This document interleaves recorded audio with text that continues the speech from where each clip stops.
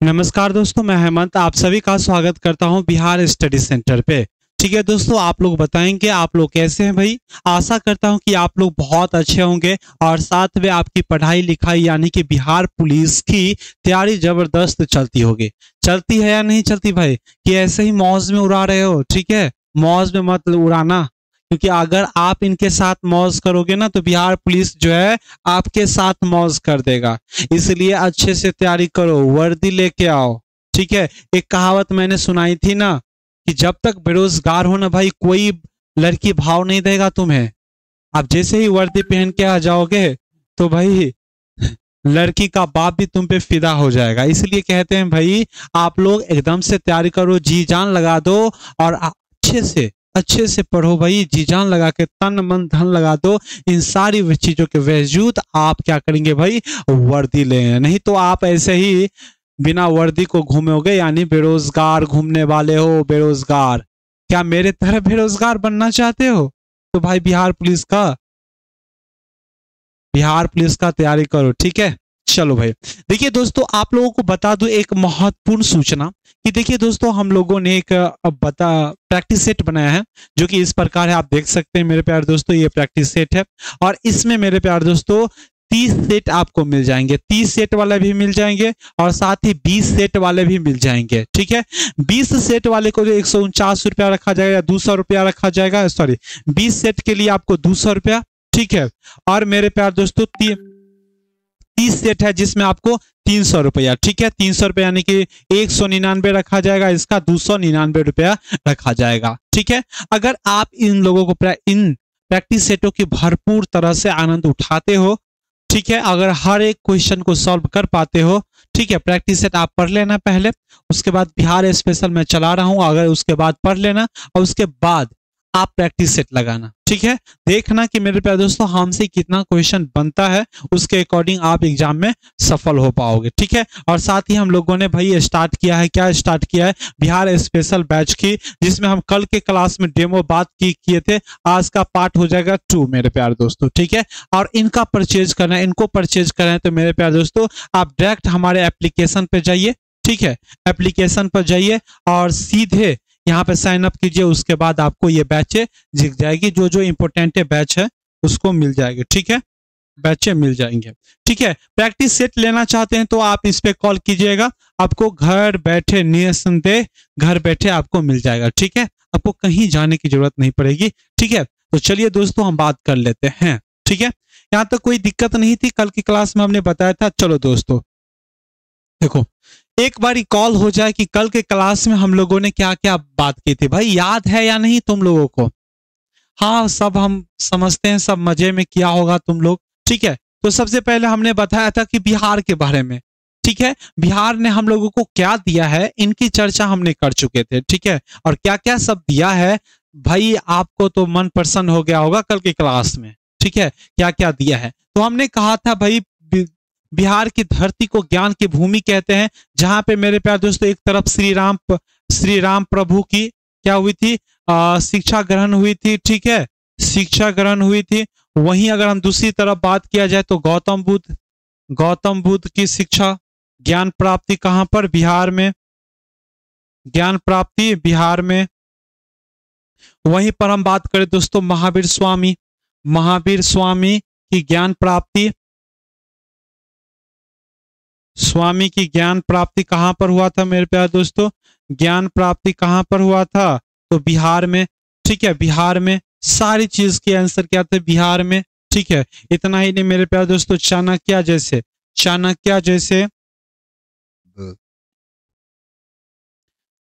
जैसे गुरु जो मेरे प्यारे दोस्तों, इनका भी जन्म कहां पर हुआ था, बिहार में ही हुआ था। ठीक है, बिहार में हुआ था। और इनके शिष्य कौन थे मेरे प्यारे दोस्तों, शिष्य जो कि चंद्रगुप्त प्राचीन भारत के शासक रह चुके हैं। महापदम नंद जो कि मेरे प्यारे दोस्तों बिहार में ही जन्मे हैं, बिहार में जन्म स्थल है, बिहार इनका जन्म स्थल है। उदयन कालाशोक, इन सभी राजाओं के मध्यकाल में हम बात करें तो शेरशाह सूरी की बात किया जाए। ठीक है, वीर कुंवर सिंह की बातें हमने की थी। और झारखंड से या बिहार जो है बंगाल प्रेसिडेंसी से किस तरह से अलग हुआ, प्रेसिडेंसी। ठीक है, प्रेसिडेंसी से किस प्रकार अलग हुआ, इनकी भी हमने बात की थी। ठीक है, सबसे पहले हम देखें तो 22 मार्च 1912 को क्या हुआ भाई, 1912 को बिहार अलग हुआ।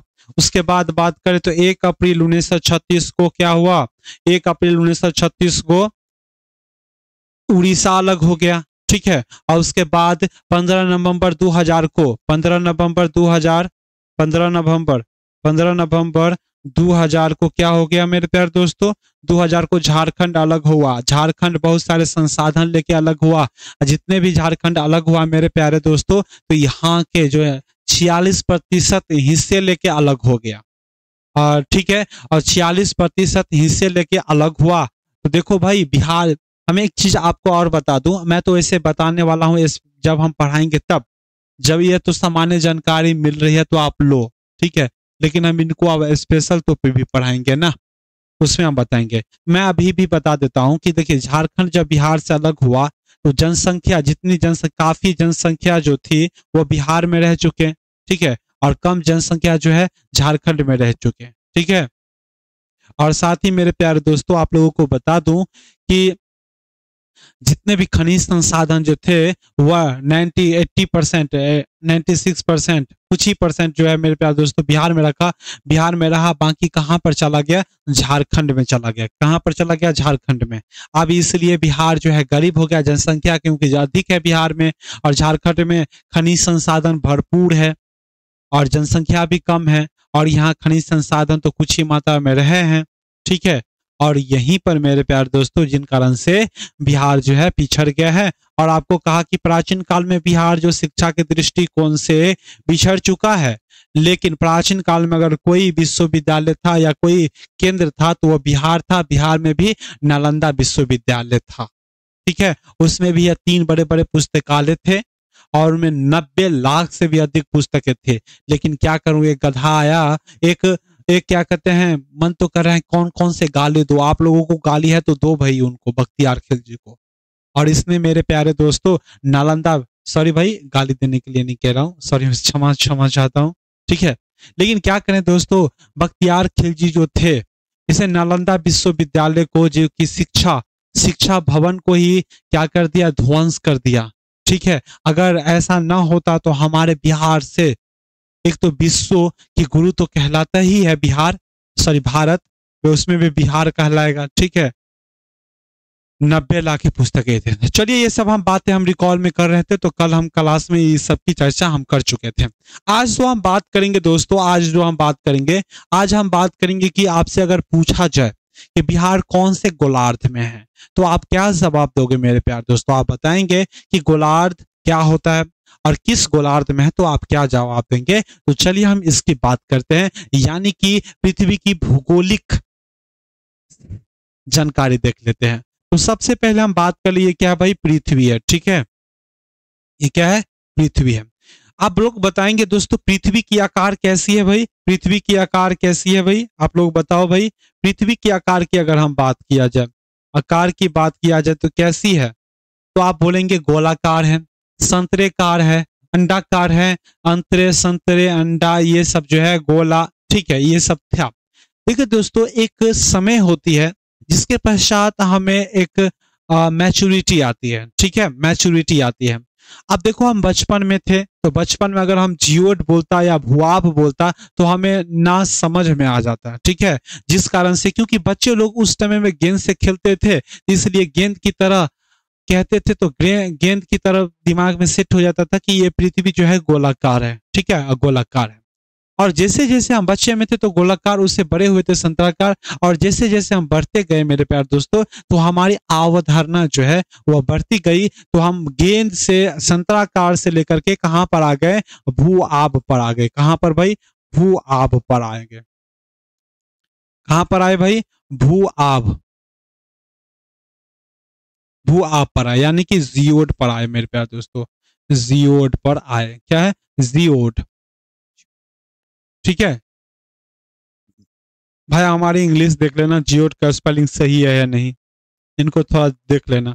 ठीक है, तो हमारी जो मेरे प्यारे दोस्तों आप बताते हैं, तो ये है भू-आब। और भूआब का मतलब क्या होता है आप लोगों को बता दूं तो भूआब का मतलब होता है मेरे प्यारे दोस्तों कि उबड़ा खुबड़ा स्थान। क्या भाई? उबड़ा खुबड़ा स्थान, उबड़ा उबड़ा खाबड़ा स्थान, ठीक है, खबड़ा स्थान।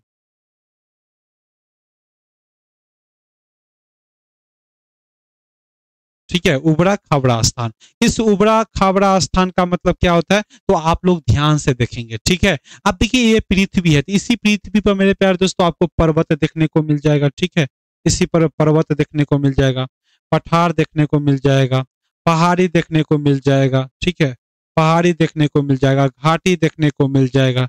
ठीक है, गर्त देखने को मिल जाएगा, महासागर देखने को मिल जाएगा, महासागर, महासागर देखने को मिल जाएगा, सागर देखने को मिल जाएगा। ठीक है, कटक देखने को मिल जाएगा। ठीक है, झरना देखने को मिल जाएगा। ठीक है, इतनी सारी चीजें आपको देखने को मिल जाएगा। ठीक है, आप ही बताओ ना, तो हमारा जो फेस है, हम लोगों का जो फेस है, ठीक है, इसी पर क्या है, नाक है, ये समतल माथे हैं, ये क्या है, जंगल है। ठीक है, इसी तरह से पृथ्वी पर भी पर्वत, पठार, झरना, कटक और इन सब की उपस्थिति के कारण मेरे प्यारे दोस्तों, अब देखिए यहाँ पर क्या है, पर्वत है, पठार क्या होगा, ये होगा पठार, गर्त होगा, ये होगा। ठीक है, ये होगा पहाड़ी, ये क्या होगा, नदियां हैं। ठीक है, इसी सब के वजह से, इस सब के वजह से मेरे प्यारे दोस्तों पृथ्वी जो हो गया है उबड़ा खाबड़ा हो गया है। ठीक है, यानी कि असमतल रूप हो गया है, और इसी असमतल रूप को हम क्या कहते हैं मेरे प्यारे दोस्तों, भूआब यानी कि जियोड कहते हैं। ठीक है, इतनी बात को आपको समझ में आ गई होगी। ठीक है, अब चलिए आप देखते हैं दोस्तों, ये पृथ्वी है, फिर से आपको हम पृथ्वी बना के दिखाते हैं। ठीक है, ये पृथ्वी है, क्या है भाई, पृथ्वी है, ये क्या है भाई, पृथ्वी है। ठीक है, पृथ्वी है। आप लोग बताएंगे दोस्तों, एक काल्पनिक रेखा है जो है पृथ्वी से गुजरती है। ठीक है, देखो दोस्तों, एक और पृथ्वी ले लेता हूं यहां पर। ठीक है,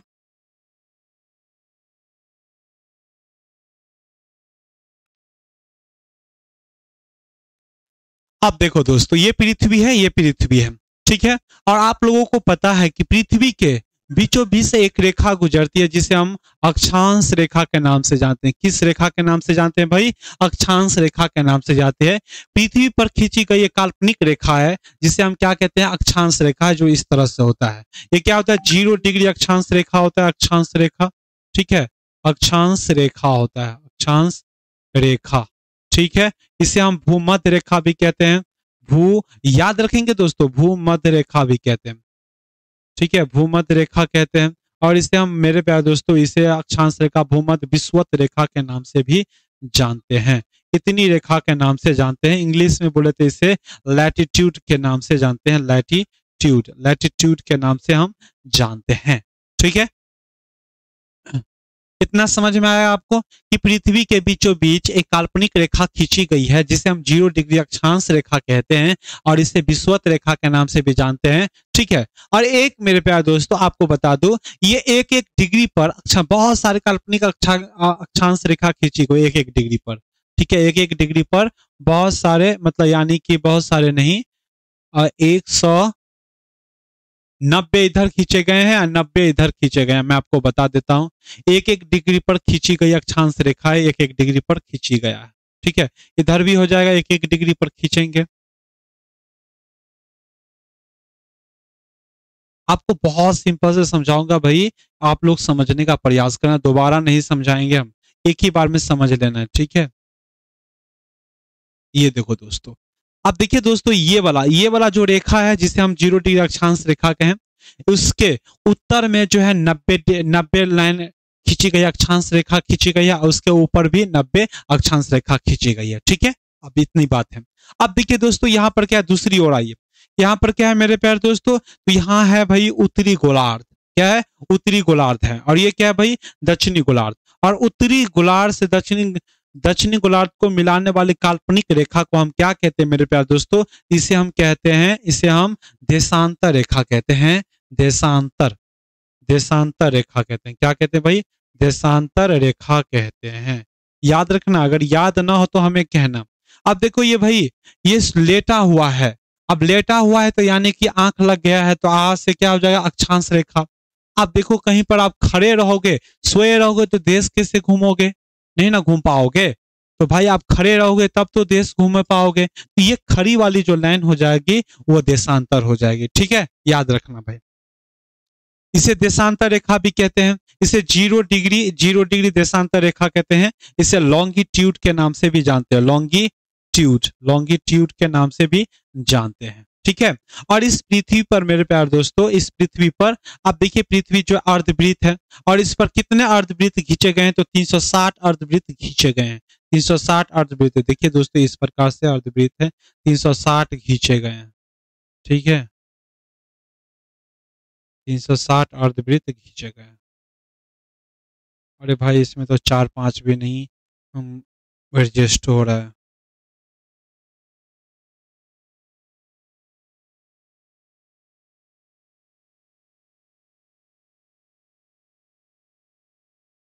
ठीक है, तो कितने भाई? 300 प्याज हो गया पूरा। क्या हो गया? प्याज की तरह हो गया। ठीक है, इन प्याज ना भाई, ये क्या है? पृथ्वी है। और देखिए दोस्तों, इस पृथ्वी पर मैंने आपको बताया कि उत्तरी ध्रुव से दक्षिणी ध्रुव को मिलाने वाली काल्पनिक रेखा को हम क्या कहते हैं? 0 डिग्री पूर्वी देशांतर, सॉरी देशांतर कहते हैं। पूर्वी देशांतर हम पढ़ेंगे। ठीक है, और इस डिग्री से, इस 0 डिग्री से उत्तर, इस 0 डिग्री से उत्तर, सॉरी पूर्व और पश्चिम जो है 360 कितने अर्धवृत्त खींचे गए हैं। तो देखिए दोस्तों, इस डिग्री के, इस 0 डिग्री के पीछे पीछे, यानी कि यहाँ पर अगर 0 डिग्री है तो इसके पीछे क्या होगा? 180 डिग्री होगा ना भाई। ठीक है, तो इस पृथ्वी पर कुल कितने अर्धवृत्त खींचे गए हैं? तो 360 अर्धवृत्त खींचे गए हैं। ठीक है, इतना समझ में आ गया। ये क्या है? तो ये है अक्षांशीय रेखा और ये क्या है? देशांतर रेखा। समझ में आ गई? इतनी बातें आपको आ गई होगी। अरे भाई कितनी आसान से बताया हूं, आ गया होगा समझ में। ठीक है, आगे हम बात करते हैं। अब देखो दोस्तों, अब देखो ये पृथ्वी मत लो, इसका कलर जो है हम चेंज करते हैं। ठीक है, ये पृथ्वी, ठीक है, और ये पृथ्वी एक और काम आएगी, बस इतना आप समझ लेना। ठीक है, आप देखो दोस्तों, ये पृथ्वी रही। अब हमने बताया कि एक जो पृथ्वी के मध्य से होकर गुजरती है या बीचों बीच गुजरती है, इसको हम क्या कहते हैं भाई? इसे भूमध्य रेखा के नाम से जानते हैं। भूमध्य रेखा के नाम से जानते हैं। ठीक है, भूमध्य रेखा के नाम से जानते हैं। ठीक है, अब भूमध्य रेखा के नाम से जानते हैं तो इसका उत्तर वाला जो भाग है, उत्तर वाला भाग, ये वाला जो भाग है, ठीक है, इसे हम क्या कहते हैं भाई? उत्तरी गोलार्ध के नाम से जानते हैं। उत्तरी गोलार्ध, क्या नाम से जानते हैं? उत्तरी गोलार्ध के नाम से जानते हैं। ठीक है, वहीं पर हम इसका दक्षिण वाला जो भाग बात किया, जो ये वाला भाग, ये पूरा इस लाइन से ये पूरा वाला भाग जो है, इसे हम दक्षिणी गोलार्ध के नाम से जानते हैं। क्या भाई? दक्षिणी गोलार्ध, दक्षिणी गोलार्ध के नाम से हम जानते हैं। क्या नाम से जानते हैं मेरे प्यारे दोस्तों? दक्षिणी गोलार्ध के नाम से जानते हैं। ये समझ में आपको आ गया? यानी कि विषुवत रेखा से ये वाला जो भाग है दोस्तों, ये तो उत्तरी गोलार्ध और ये वाला जो भाग है दक्षिणी गोलार्ध। ठीक है, अब यहाँ पर आना मेरे प्यारे दोस्तों, ये क्या भाई? ये जो है उत्तरी गोलार्ध है और ये जो है, सॉरी, ये उत्तरी ध्रुव है और ये दक्षिणी ध्रुव है, और इन दोनों को मिलाने वाली काल्पनिक रेखा को हम क्या कहते हैं दोस्तों? तो हम इसे कहते हैं देशांतर रेखा, और इसी 0 डिग्री देशांतर रेखा। और इस 0 डिग्री देशांतर रेखा रेखा के पूरब में क्या हो जाएगा भाई? पूर्वी गोलार्ध हो जाएगा। याद रखेंगे, पूर्वी गोलार्ध। ठीक है, गोलार्ध, पूर्वी गोलार्ध। और ये वाला जो भाग हो जाएगा मेरे प्यारे दोस्तों, पश्चिमी गोलार्ध। ठीक है, पश्चिमी गोलार्ध, पश्चिमी गोलार्ध। ये बातें आपको समझ में आ गई? इतनी तो आ ही गई होगी, बहुत आसान से बताया कि भूमध्य के रेखा, ये उत्तरी गोलार्ध और दक्षिणी गोलार्ध। समझ में आ गया? अब चलो, अब हम बताते हैं आप लोगों को थोड़ा इंटरेस्टिंग पॉइंट। अब लेना मेरे भाई,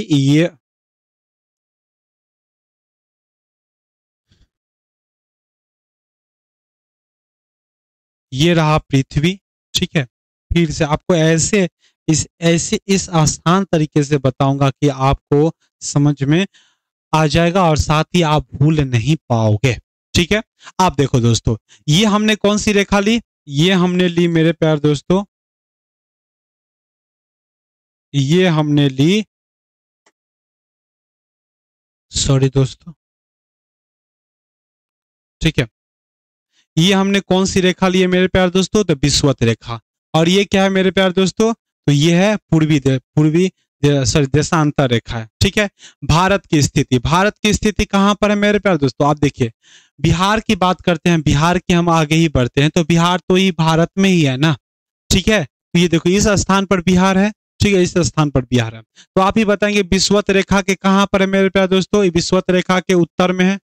ठीक है, उत्तर में। और ये देशांतर के मेरे प्यार दोस्तों पूर्व में है। तो आप भारत की स्थिति बताई, किया जाए भारत की स्थिति। ठीक है, भारत की स्थिति अगर हम बात करें दोस्तों, तो भारत की अवस्थिति कहां पर है, तो उत्तर पूर्वी गोलार्ध में, उत्तर पूर्वी गोलार्ध में। ठीक है, उत्तर पूर्व गोलार्ध में। ठीक है, समझ में आ रहा है ना भाई, उत्तर पूर्व गोलार्ध में है।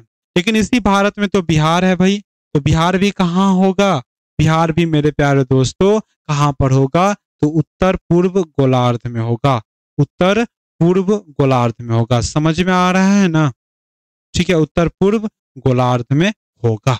ठीक है, ये बातें तो आपको समझनी चाहिए, इतनी बातें आपको समझ में आ गई हैं। आगे बढ़ते हैं। अब देखो दोस्तों, आगे बढ़ते तो हमको देखिए दोस्तों, हमने बताया कि देखिए दोस्तों, हमने बताया ये पृथ्वी है, तो ये वाला भाग, ये वाला क्या हुआ, भारत हुआ। तो आप बताएंगे बिहार के संदर्भ में, बिहार के संदर्भ में हम बात करेंगे, और बिहार के संदर्भ में हम बात करेंगे तो देखिए तुलनात्मक रूप से हम देखेंगे, तो तुलनात्मक रूप से ये कौन सी रेखा है मेरे प्यारे दोस्तों, ये है क्या है, विषुवत रेखा, विषुवत, विषुवत रेखा। और ये क्या है मेरे प्यारे दोस्तों, देशांतर। ठीक है, देशांतर। भाई अभी तक देशांतर रेखा और विषुवत रेखा याद हुआ या नहीं, फिर से बता दूं कि देखिए दोस्तों, आप सोए रहेंगे तो आंख लग जाएगी, तो सोया हुआ लाइन जो होगा उसका अक्षांश कहेंगे, और जो खड़े खड़े हैं जो देशांतर, खड़े खड़े यानी कि देश घूमेंगे तो देशांतर। ठीक है, तुलनात्मक रूप से देखा जाए बिहार को, तो बिहार कहाँ पर, विषुवत रेखा के उत्तर में, कहां पर भाई, विषुवत, विषुवत रेखा के, विषुवत रेखा के कहां पर है, विषुवत रेखा के पूरब में है, सॉरी विषुवत रेखा के उत्तर में है। ठीक है, और बात करें दोस्तों, विषुवत रेखा के पूरा उत्तर में है, और देशांतर रेखा के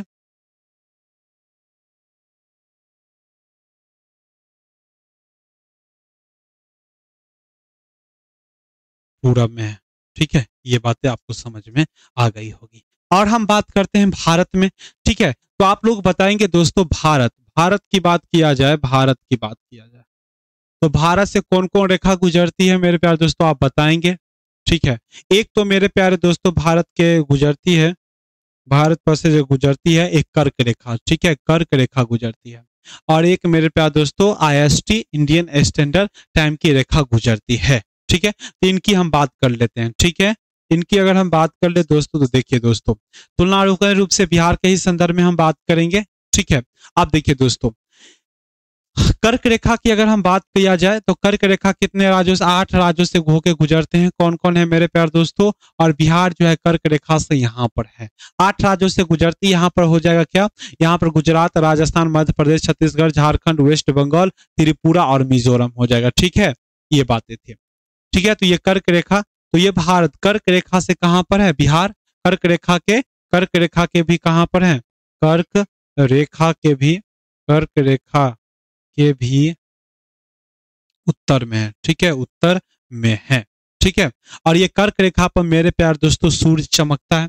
ठीक है, और इसी कर्क रेखा पर ना सूर्य क्या होता है, उत्तरायण होता है तो चमकता है, तो इस क्षेत्र में आपको गर्मी भी देखने को मिलेगा काफी ज्यादा। ठीक है, दूसरी तुलनात्मक रूप से। ठीक है, एक निकलती है आईएसटी टाइम। ठीक है, आईएसटी, आईएसटी की बात करें, इंडियन स्टैंडर्ड टाइम की बात किया जाए, तो भारत में इंडियन स्टैंडर्ड टाइम की दो इंडियन या मानक समय की बातें हो रही थी। ठीक है, दो समय की, कि भारत में दो मानक समय होनी चाहिए, लेकिन एक ही रखा गया है, जो कि 5 राज्यों से होकर गुजरती है, यूपी, एमपी, छत्तीसगढ़, उड़ीसा और आंध्र प्रदेश से गुजरती है। ठीक है, इतनी बातें। और ये मेरे प्यारे दोस्तों मध्य प्रधान, मध्य प्रधान, मध्य प्रधान रेखा से, मध्य प्रधान रेखा से कितने डिग्री है, सॉरी मध्य प्रदान रेखा से कितने घंटे आगे हैं, तो 5.5 घंटे आगे हैं।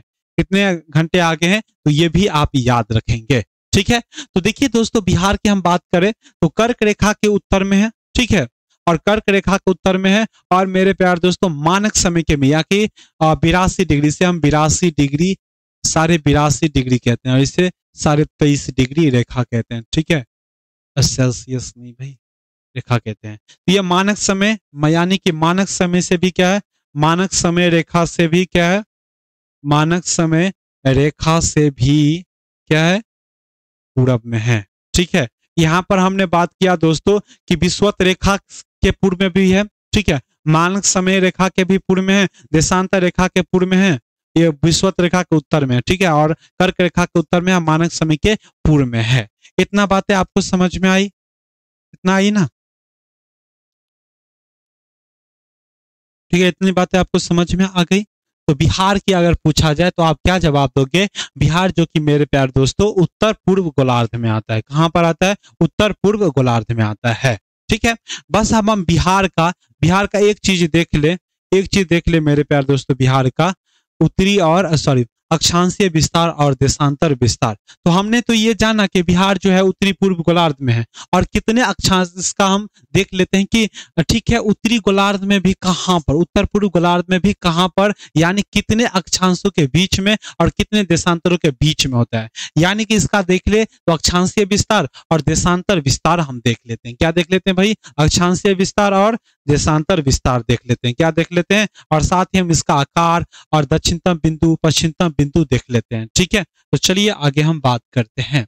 ठीक है, तो चलिए आइए, तो सबसे पहले हम बिहार का उत्तर, दक्षिण, पश्चिम, पूरब का बिंदु देख लेते हैं, कौन कौन सा है। ठीक है,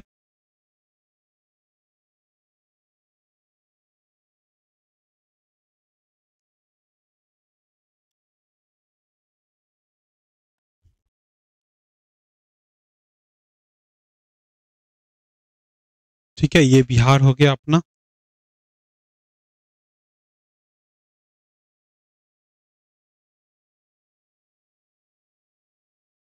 ठीक है, ये बिहार हो गया। अब देखिए दोस्तों, बिहार का बिहार का सबसे सबसे पूरब के बिंदु की बात किया जाए, सबसे पूरब के बिंदु की बात किया जाए, तो सबसे पूरब का बिंदु कौन सा है मेरे प्यार दोस्तों? क्या भाई? किशनगंज है। क्या भाई? किशनगंज है। किशनगंज है सबसे पूरब के बिंदु, क्या है भाई? किशनगंज है। ठीक है, सबसे पश्चिमी बिंदु की बात किया जाए, सबसे पश्चिमी बिंदु की बात किया जाए मेरे प्यार दोस्तों, तो यहाँ पर क्या हो जाएगा? कैमूर हो जाएगा। क्या हो जाएगा भाई? कैमूर हो जाएगा।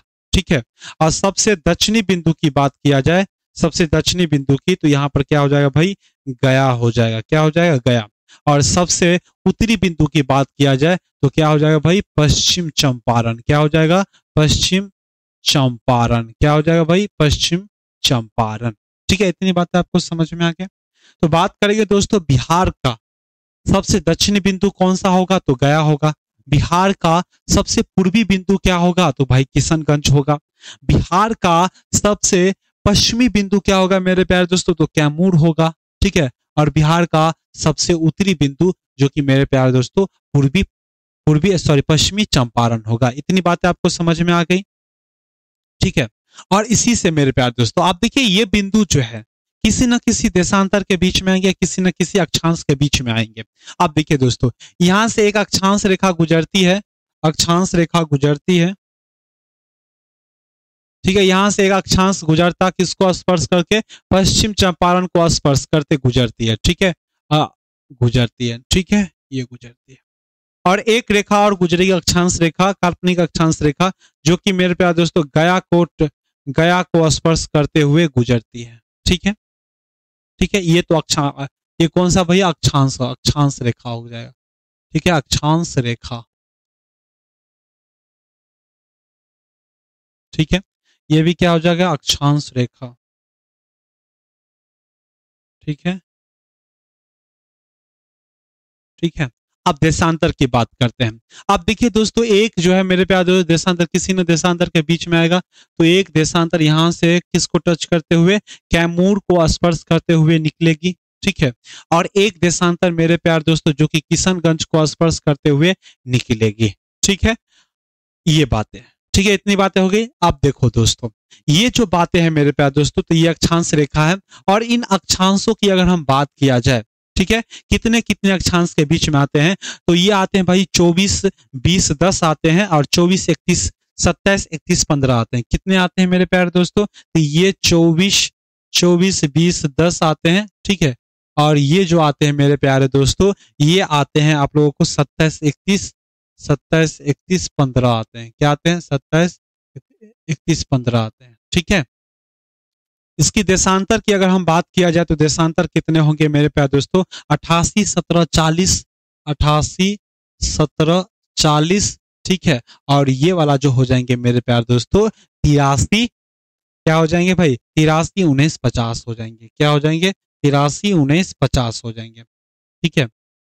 फिर से आपको समझाने का प्रयास करूं मेरे प्यारे दोस्तों, तो आप देखेंगे फिर से।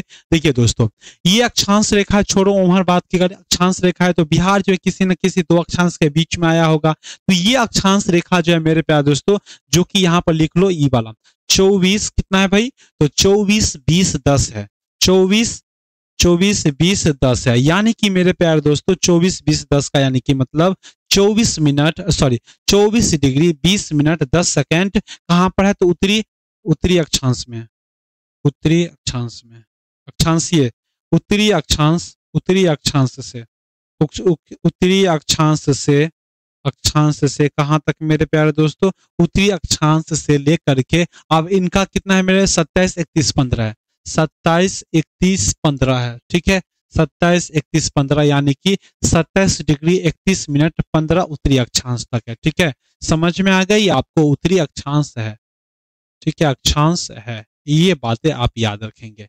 तो बिहार का अक्षांशीय विस्तार क्या है मेरे प्यारे दोस्तों, तो बिहार का अक्षांशीय विस्तार है 24 डिग्री 20 मिनट 10 सेकेंड से लेकर के कहां तक है भाई, तो 27 डिग्री 31 मिनट 15 सेकेंड उत्तरी गोलार्ध है, उत्तरी अक्षांश का है, तो उत्तरी, ठीक है, उत्तरी अक्षांश तक है। कहां पर है भाई, उत्तरी अक्षांश तक है।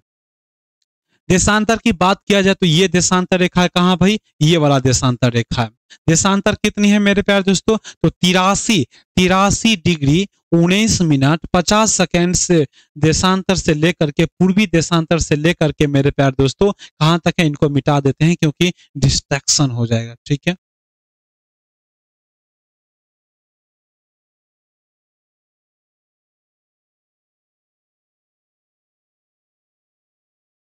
ठीक है, तो ये वाला लाइन, अरे भाई,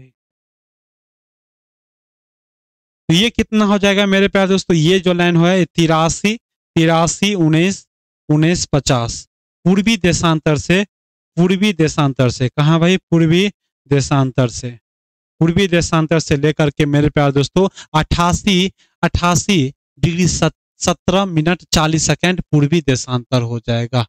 पूर्वी देशांतर हो जाएगा, क्या हो जाएगा भाई, पूर्वी देशांतर हो जाएगा, याद रखना, पूर्वी देशांतर। ठीक है, तो हमने अक्षांशीय विस्तार भी देखा और देशांतर विस्तार भी देखा। यहां पर हम देख ले भारत की आकार क्या है भाई, तो भारत की आकार की यहीं पे लिख लेता हूं, भारत की आकार देख सकते हैं, भारत की आकार किस में एडजस्ट हो रहा है, तो भाई आयताकार है। क्या भाई, आकार की बात किया जाए, आकार की बात करें तो क्या भाई, आयताकार है। ठीक है, आयताकार। ठीक है, इसकी हम अगर लंबाई की बात किया जाए, यानी कि उत्तर से दक्षिण और ये पूरब से पश्चिम, ठीक है, पूरब से पश्चिम, तो उत्तर से दक्षिण की बात किया जाए तो ये 3, 5, 4 में यानी कि 345 किलोमीटर है। ठीक है, और इनकी 483 किलोमीटर है। ठीक है, इसको याद रखेंगे। ठीक है, तो बिहार का उत्तर से दक्षिण की लंबाई कितनी है मेरे प्यारे दोस्तों, तो उत्तर से दक्षिण की लंबाई है 345 किलोमीटर, और पूरब से पश्चिम की बात किया जाए तो 483 किलोमीटर इसकी लंबाई है। समझ में आ रही है ना भाई। ठीक है, ये बात है। जनसंख्या के दृष्टिकोण से या क्षेत्रफल के दृष्टिकोण से बात किया जाए, क्षेत्रफल के दृष्टिकोण से मेरे प्यारे दोस्तों कितने नंबर पर है मेरे प्यारे दोस्तों, आप बताएंगे। क्षेत्रफल के दृष्टिकोण से ये आता है कितने नंबर पर, बताएंगे दोस्तों, आप लोग बताएंगे। ठीक है, कितने नंबर पर आता है,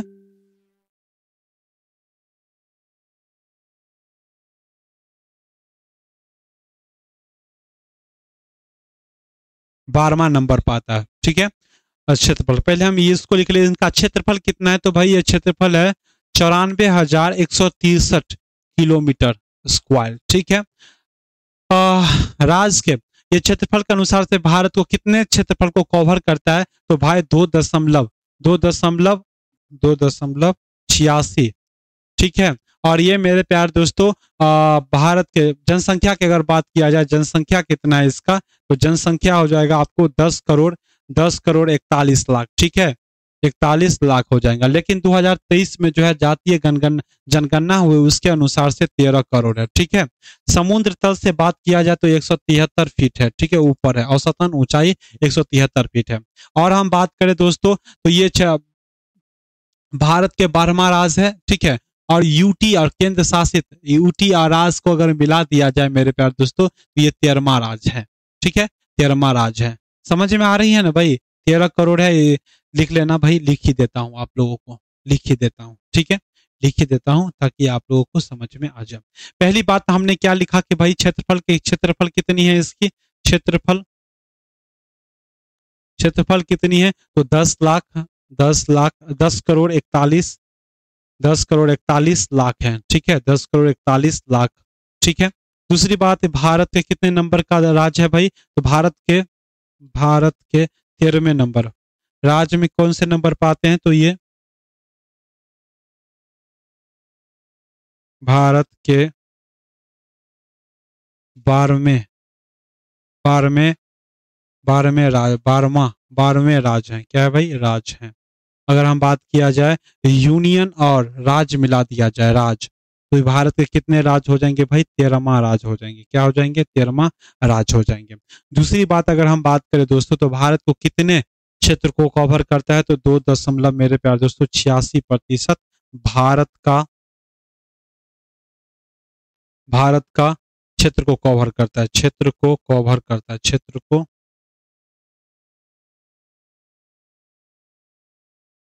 ठीक है कवर करता है।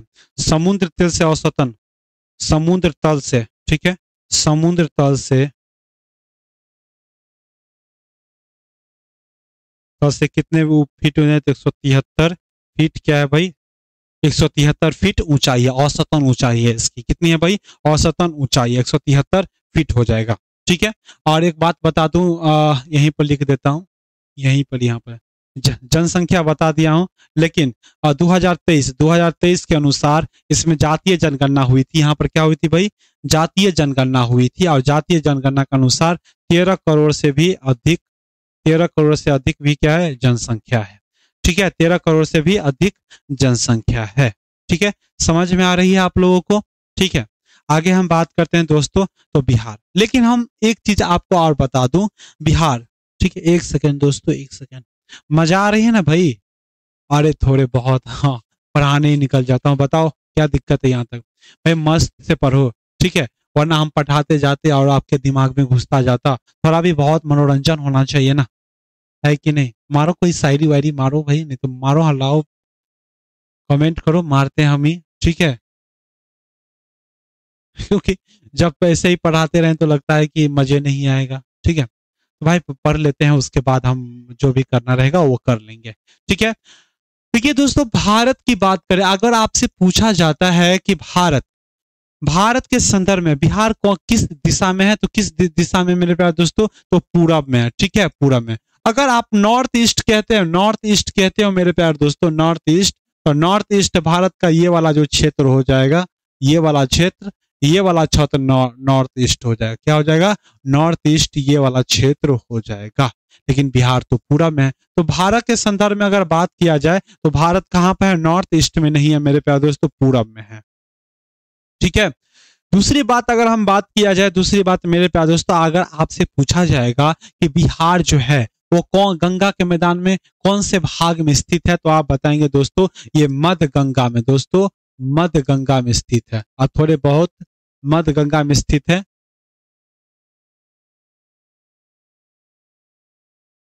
ठीक है, निम्न गंगा में भी स्थित है। ठीक है, इतनी बातें समझ गई।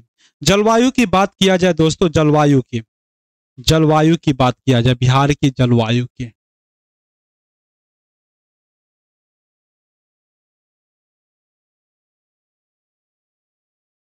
ठीक है। बिहार की जलवायु की अगर हम बात करें दोस्तों, जलवायु की बात किया जाए तो जलवायु कैसी है मेरे प्यारे दोस्तों? मानसूनी जलवायु। क्या है भाई? मानसूनी जलवायु है, ठीक है। और बिहार की बात करें तो ये कर्क रेखा से यहाँ पर उत्तर में आती है। तो देखिए दोस्तों, पृथ्वी में हम बताए थे दोस्तों, ये वाला जो रेखा जिसे हम क्या नाम से जानते हैं? विषुवत रेखा। और ये रेखा जिसे हम मकर रेखा के नाम से जानते हैं और इसे कर्क रेखा के नाम से जानते हैं। आगे इसे हम आर्कटिक रेखा के नाम से जानते हैं और इसे अटलांटिक रेखा के नाम से जानते हैं, ठीक है। ये वाला जो क्षेत्र है भाई, ये वाला जो क्षेत्र है, ये वाला क्षेत्र, ये जो विषुवत रेखा है, ठीक है। तो ये वाला जो क्षेत्र है, ये वाला क्षेत्र, इस वाले क्षेत्र को हम क्या कहते हैं मेरे प्यारे दोस्तों? तो इस वाले क्षेत्र को पेंट करने दो, एक सेकेंड। इस वाला क्षेत्र को हम क्या कहते हैं? इस वाला क्षेत्र को हम उष्ण कटिबंधीय कहते हैं। क्या कहते हैं? उष्ण कटिबंधीय, ठीक है। कटिबंधीय कहते हैं, ठीक है। उष्ण कटिबंधीय कहते हैं। और इस वाले क्षेत्र को हम क्या कहते हैं भाई? ये वाला जो क्षेत्र है, ये वाला क्षेत्र, ठीक है, ये वाला क्षेत्र। तो इस दोनों वाले क्षेत्र को हम क्या कहते हैं? तो इस दोनों वाले क्षेत्र को हम क्या कहते हैं? तो उपोष्ण कटिबंधीय कहते हैं, क्योंकि यहाँ पर ठंडा गर्म पड़ता है, दोनों उपोष्ण कटिबंधीय कहते हैं। क्या कहते हैं? कटिबंधीय कहते हैं, ठीक है। बाकी तो आपको समझना नहीं है। तो कर्क रेखा के इस स्थान पे आता है बिहार। तो इसका जो है भाई जलवायु कैसी है? तो जलवायु की बात किया जाए तो उपोष्ण कटिबंधीय। क्या भाई? मानसूनी उपोष्ण कटिबंधीय, ठीक है, कटिबंधीय है, ठीक है। बात आप समझ में आई, ठीक है। जलवायु क्या भाई? उपोष्ण कटिबंधीय जलवायु है, ठीक है। उपोष्ण कटिबंधीय जलवायु है। इतना तक समझ में आ गया, ठीक है। अब देखिए कर्क रेखा के उत्तर में आता है। तो सूर्य के प्रकाश जब उत्तरायण होता है, ठीक है, तो इस क्षेत्र में आपको अधिक से अधिक क्या पड़ेगा? गर्मी पड़ेगा। अब देखिए दोस्तों, भूमि की अगर बात करें, भूमि की बात करें तो ये क्या होता है? गर्म के दिनों में बहुत अधिक गर्म हो जाते हैं और ये ठंड के दिनों में ठंड के मौसम में बहुत ठंड हो जाते हैं। तो देखेंगे ये उत्तर भारत का जो है कर्क रेखा वाला जो प्रदेश है, वहां पर जब गर्मी पड़ती है तो काफी ज्यादा गर्मी देखने को मिलेगा और ठंडी भी काफी ज्यादा देखने को मिलेगा, ऐसा देखिए। लेकिन दक्षिण भारत की बात करें तो ऐसा नहीं है, क्योंकि ये प्रायद्वीपीय है, तीनों ओर से पानी से घिरा हुआ है। और पानी की गुण क्या होती है? ना तो ये ठंडा में गर्म सामान्य रहती है, गर्म भी रहती है, ठंडा भी रहती है। और जिन कारण से दक्षिण भारत में ना तो गर्मी पड़ती है ना ठंडी, ठीक है। ये बातें थी।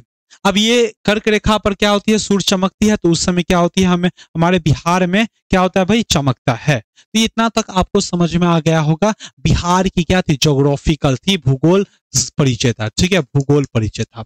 यहां तक बताओ कोई भी दिक्कत है?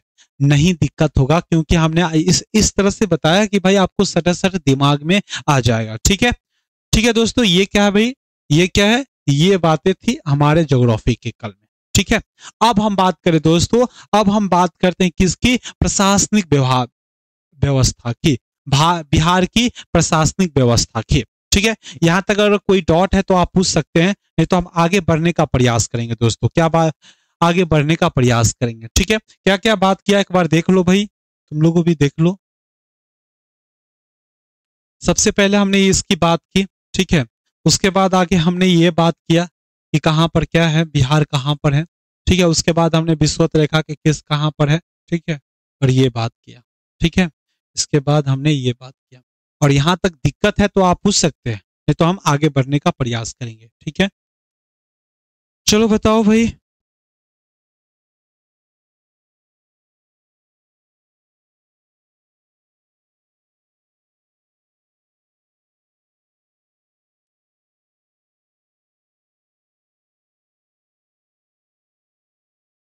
चलो अब हम प्रशासनिक व्यवस्था की बात करते हैं। किसकी भाई? प्रशासनिक व्यवस्था की। एक चीज और बता दूं दोस्तों, बिहार में जलवायु कैसी है? तो मानसूनी जलवायु है, ठीक है। और यहाँ पर एक चीज आपको याद रखना कि बिहार में सबसे अधिक वर्षा कहाँ पर होती है? तो अधिक वर्षा जो होती है किशनगंज, अधिक वर्षा जो होती है, वर्षा कहाँ पर होता है? किशनगंज। किशनगंज कहें या तो उत्तर भारत कहें, उत्तर बिहार, सॉरी उत्तर भारत नहीं, उत्तर बिहार। कम वर्षा कहाँ पर मिलेंगे दोस्तों? कम वर्षा की बात करें तो दक्षिणी बिहार में भाई कम वर्षा देखने को मिलेगा, ठीक है।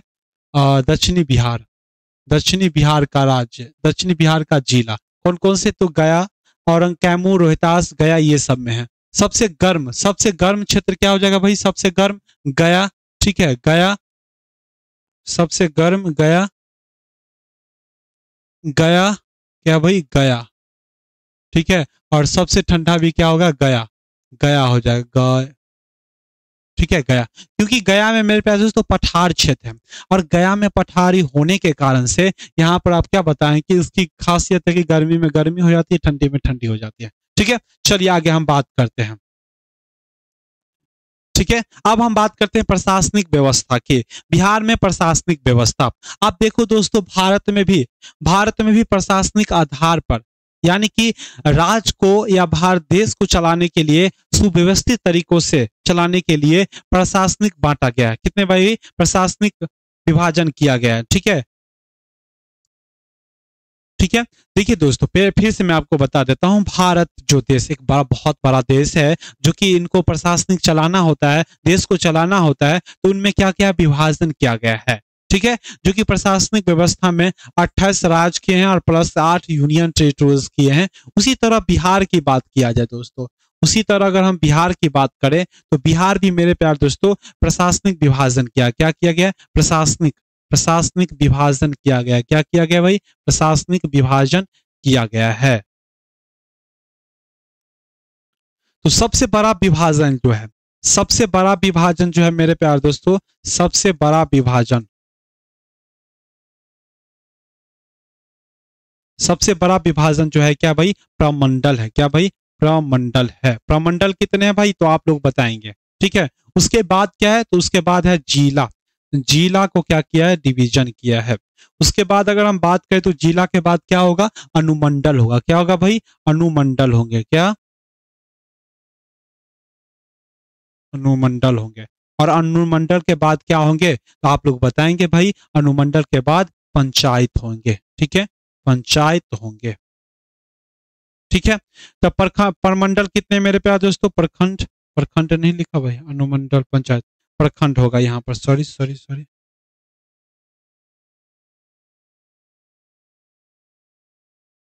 अनुमंडल के बाद क्या होंगे भाई? प्रखंड होंगे। ठीक है, प्रखंड, और प्रखंड के बाद क्या होंगे? पंचायत। ठीक है, पंचायत होंगे। ठीक है, इतनी स्तरों पर इनका विभाजन किया गया है। इनके स्तरों पर क्या किया है? विभाजन किया गया है। ठीक है, विभाजन किया गया है। तो आप बताएंगे प्रमंडल कितने हैं? 9 है। जिले कितने हैं मेरे प्यारे दोस्तों? 38 हैं। अनुमंडल कितने हैं? 101 है। प्रखंड कितने हैं? 534 हैं। ठीक है, अब पंचायत कितने हैं? 858 है। 858 है। कितने मेरे प्यारे दोस्तों? 858 है, याद रखेंगे, 858 है। ठीक है, क्या भाई कितने हैं? सबसे पहले क्या किया गया है? तो सबसे पहले मेरे प्यारे दोस्तों क्या किया गया है? सबसे विभाजन प्रमंडल है जो कि 9 है, जिला जो कि 38 है, अनुमंडल की बात करें तो 101 है, प्रखंड की बात करें तो 534 है, पंचायत की बात किया जाए तो 8058 है। ठीक है, पंचायत की अगर हम बात करें दोस्तों, तो पंचायत हमारे बिहार में क्या, कितनी स्तरीय है? तो दो, कितने भाई? तो त्रिस्तरीय, त्रिस्तरीय है पंचायत, त्रिस्तरीय पंचायत है। त्रिस्तरीय बिहार में त्रिस्तरीय क्या है भाई? पंचायत है। क्या है? पंचायत है। ये मेरे प्यारे दोस्तों, ये तो सबसे पहले क्या हो जाएगा? ग्राम पंचायत।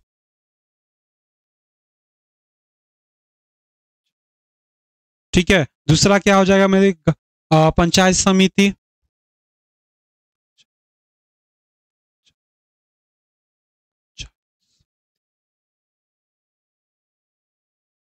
और दूसरा क्या हो जाएगा भाई? तो नगर, नगर पंचायत, नगर परिषद।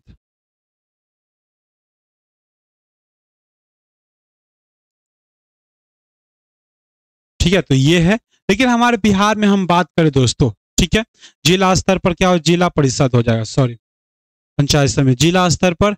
ये गलती हो गया, एक सेकंड।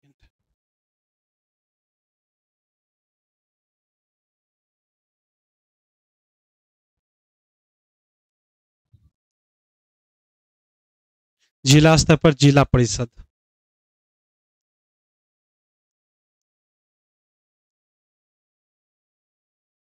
ठीक है, इतनी बात है। ठीक है, इतनी बात है। फिर हम नगर, हमारे बिहार में क्या है मेरे प्यारे दोस्तों, नगर भी है। तो नगर पे भी है, तो ये भी त्रिस्तरीय है। ठीक है, तो सबसे पहले नगर पंचायत हो जाएगा, नगर पंचायत हो जाएगा। ठीक है, क्या हो जाएगा भाई, नगर पंचायत। दूसरे में बताएंगे दोस्तों, दूसरे में क्या हो जाएगा, नगर नगर परिषद हो जाएगा। क्या हो जाएगा भाई, नगर परिषद हो जाएगा। ठीक है, नगर परिषद हो जाएगा। और तीसरे में मेरे प्यारे दोस्तों नगर निगम, नगर निगम हो जाएंगे। ठीक है, नगर की हम इन सब की हम विस्तार से बात करेंगे दोस्तों बिहार की पॉलिटी में। आपको बता दिया था कि ज्योग्राफी, सॉरी, जब पॉलिटी, बिहार की पॉलिटी में बताया था, जिसमें हम टॉपिक, सिलेबस का टॉपिक जो बताया था उसमें बताया गया था। तो प्रशासनिक आधार पर इस प्रकार से बांटा गया है। ठीक है, ये बातें हो गई। अब हम बात करते हैं दोस्तों बिहार को विधायिका, बिहार में विधायिका को कितने बांटा गया है, इनकी हम बातें कर लेते हैं। ठीक है, जिस तरह से भारत ने विधायिका को कितने भागों में बांटा है, कितने सदन में बांटा है, तो द्विसदनीय में बांटा है मेरे प्यारे दोस्तों। उसी तरह से बिहार में भी मेरे प्यारे दोस्तों बिहार की विधायिका भी दो सदनीय है। विधायिका द्विसदनीय है। क्या भाई, द्विसदनीय है। कौन कौन है मेरे, पहला जो है मेरे प्यारे दोस्तों, पहला की बात करें तो क्या है भाई, विधान परिषद है। क्या है, विधानसभा है।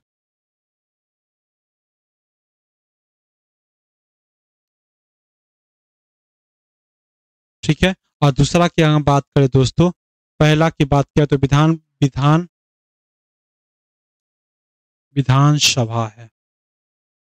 ठीक है, इनकी सीटें कितनी है मेरे प्यारे दोस्तों, विधान परिषद की 75 सीटें हैं और इसके 243 सीटें हैं। ठीक है, 243 सीटें हैं। ठीक है, इतनी। विधान परिषद की कितनी सीटें हैं, 75, और विधानसभा की कितनी सीटें हैं, 243। ठीक है, अब देखिए भारत में तो ये क्या है, लोकसभा भी है, लोकसभा और मेरे प्यारे दोस्तों राज्यसभा। ठीक है, राज्यसभा है। ठीक है, राज्यसभा। तो भारत में लोकसभा और राज्यसभा है, तो बिहार के यहाँ से भी कुछ सदस्य होंगे ना भाई, बिहार से भी सदस्य होंगे। तो लोकसभा में बिहार से कितने सीटें हैं भाई, बिहार से सीटें की बात किया जाए तो भाई लोकसभा में 40 सीटें हैं, और राज्यसभा में सीटें की बात किया जाए तो राज्यसभा में 16 सीटें हैं। ठीक है, अगर भाई पंचायत महिलाओं की बात करें, महिलाओं की भाई इस समय, ठीक है, महिलाओं की 50%, ठीक है, महिलाओं की 50% बिहार में महिलाओं की पंचायत में, देखो दोस्तों बिहार में हम बात करें, दोस्तों बिहार में महिलाओं की पंचायत में 50% सीटें आरक्षण की गई है। कितने भाई, आरक्षण की गई है। ठीक है, दूसरी बात है मेरे प्यारे दोस्तों, क्या कहते हैं, ट्रांसजेंडर की सीटें आरक्षण की गई है। ये भी बातें आप याद रखेंगे। क्या भाई, ये भी बातें याद रखेंगे। यहां तक अगर कोई दिक्कत है तो आप पूछ सकते हैं। अब हम ठीक है, अब हम इसको जानने का प्रयास करते हैं प्रमंडलों की, कि बिहार में कौन कौन से प्रमंडल है, इनकी बातें कर लेते हैं।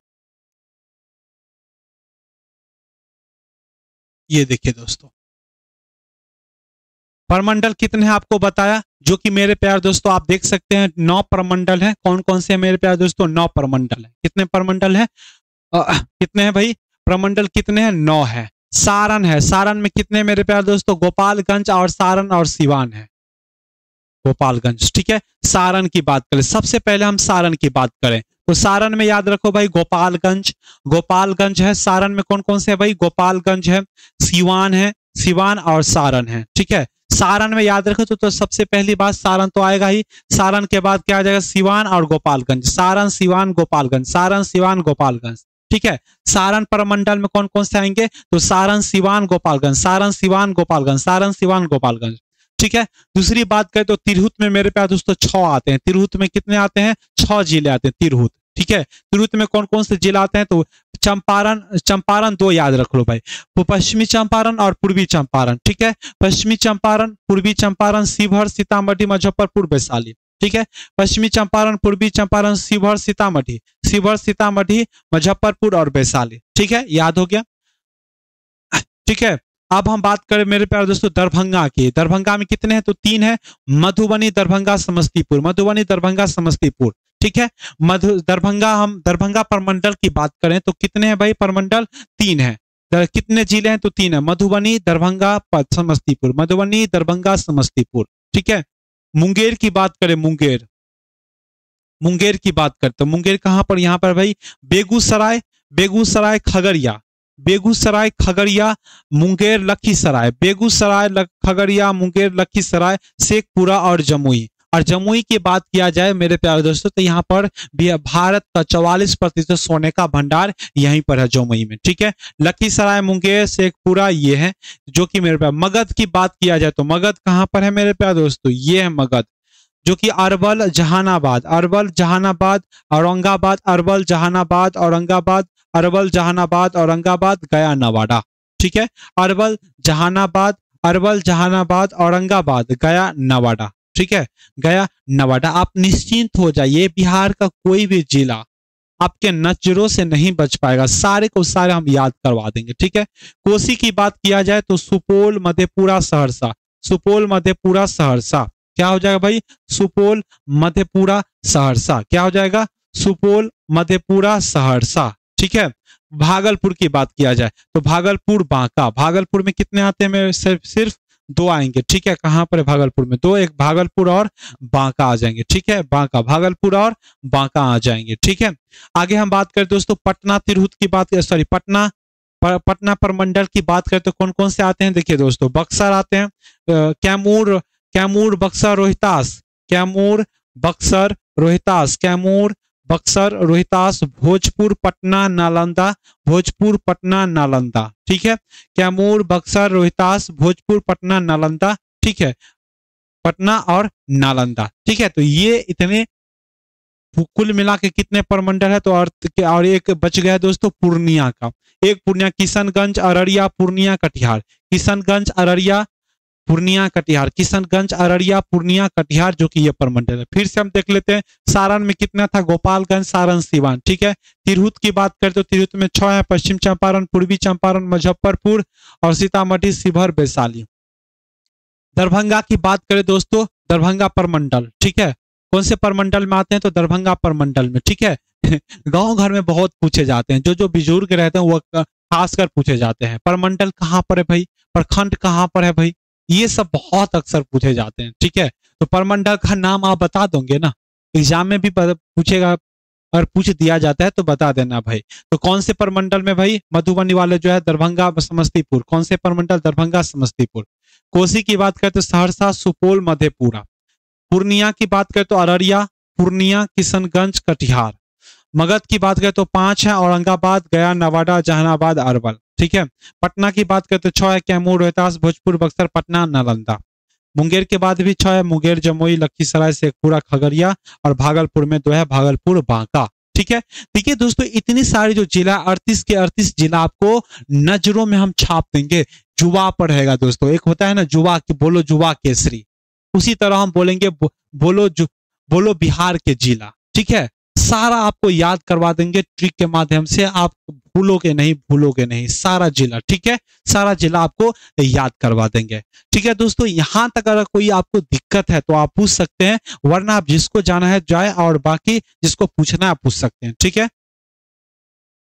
यहां तक अगर कोई दिक्कत नहीं होगा मेरे प्यारे दोस्तों।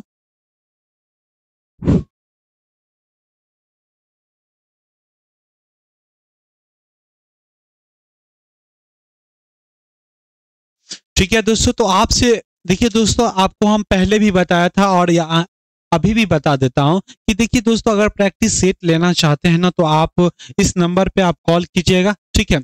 इस नंबर पे मैं आपको बताया था किस नंबर पर कॉल करना है। ठीक है। आप यहाँ पर कॉल कीजिएगा, आपको घर बैठे ही प्राप्त हो जाएगा, जो कि 8210085103 है। इस पे कॉल करेंगे, आपको प्रैक्टिस सेट घर पे तक पहुंच जाएगा। ठीक है। इसकी जिम्मेदारी हमारी है। ठीक है। आपको पहले भी बता दिया कि अगर 30 सेट वाला लेना चाहते हैं भाई, 30 सेट का लेना चाहते हैं तो 300 रुपया लगेगा, 20 सेट का लेना चाहते हैं तो 200 रुपया लगेगा। ठीक है। इसकी आप ठीक है, याद रखेंगे। ठीक है दोस्तों, अगर लेना चाहते हैं तो आप कॉल करेंगे। ठीक है। और रही बात है दोस्तों, आप बैच को परचेज करना चाहते हैं तो आपको बता दिया शुरू में ही ठीक है, धन्यवाद दोस्तों।